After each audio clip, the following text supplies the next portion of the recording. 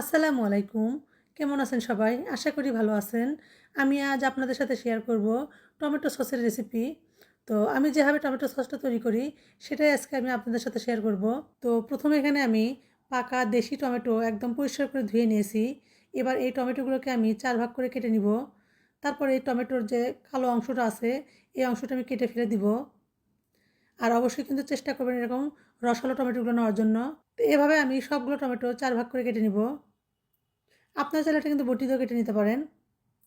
তো টমেটোগুলো আমার কাটা হয়ে গেছে। এবার এগুলো একটা পাতিলে নিয়ে নিব। টমেটোগুলো সিদ্ধ করার সময় কোনো পানি দেওয়া লাগবে না। টমেটো থেকে যে পানিটা উঠে আসবে এটা দিয়ে টমেটো সিদ্ধ হয়ে যাবে।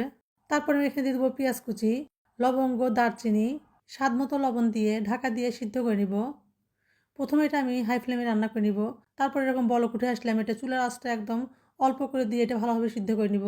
তো বেশ খানিকক্ষণ সিদ্ধ করে নেওয়ার পর টমেটোগুলো যখন ভালোভাবে সিদ্ধ হয়ে যাবে তখন এটা আমি চুলা থেকে নামিয়ে ঠান্ডা করে নিব। এভাবে যদি একবার বাসায় টমেটো সসটা তৈরি করেন তাহলে কিন্তু আর বাইরে থেকে অত দাম দিয়ে কিনে খেতে মন চাইবে না। তারপর আমি এই মশলাগুলো আমি উঠিয়ে ফেলে দিব।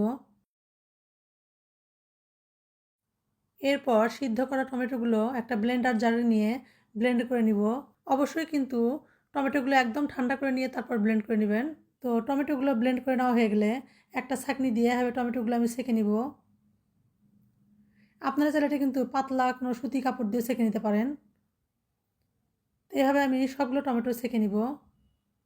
তো এভাবে আমি সবগুলো টমেটো সেঁকে টমেটোর যে রসটা আছে রসটা বের করে নিব। তো টমেটোগুলো আমার ছাঁকা হয়ে গেছে। এবার এগুলো একটা বড় কড়াই নিয়ে নিব। তারপর দেব লাল মরিচের গুঁড়া। অবশ্যই এখানে ভালো লাল মরিচের গুঁড়োটা নেওয়ার চেষ্টা করবেন, তাহলে কিন্তু সসের কালারটা অনেক সুন্দর আসবে।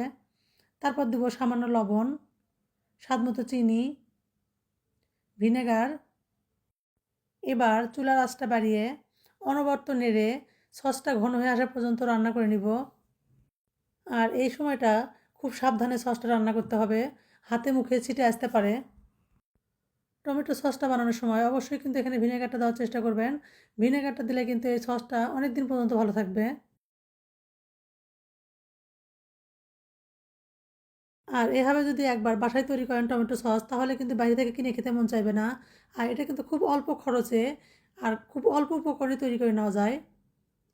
তো বেশ খানিকক্ষণ জাল করে নেওয়ার পর টমেটো যখন এরকম ঘন হয়ে আসবে তখন টমেটো সস হয়েছে কিনা তা চেক করার জন্য একটা বাটিতে অল্প পরিমাণ সস নিয়ে দেখতে পারেন। তো এরকম ঘন থাকলে এটা চুলা থেকে নামিয়ে নেবেন, তারপরে ঠান্ডা করে কাঁচের বয়ামে রেখে দিবেন। তো সসের কালারটা দেখে হয়তো বুঝতেছেন কতটা সুন্দর হয়েছে।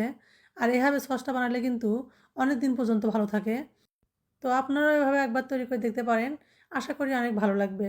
ভালো লাগলে লাইক, কমেন্ট, শেয়ার করে পাশে থাকবেন। আল্লাহ হাফেজ।